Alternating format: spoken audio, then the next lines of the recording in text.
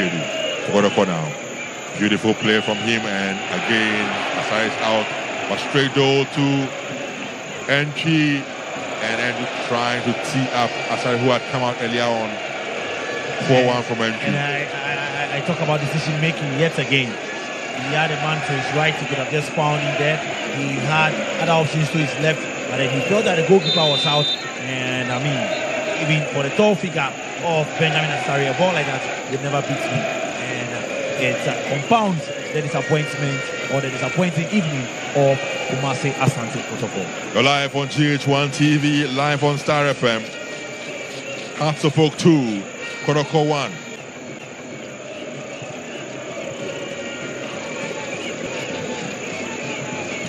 Throwing for the Phobians, and Emmanuel Mankwa is going to go scorer for Hearts of Oak will come for this throw-in. He throws one down now to Hamza Isa.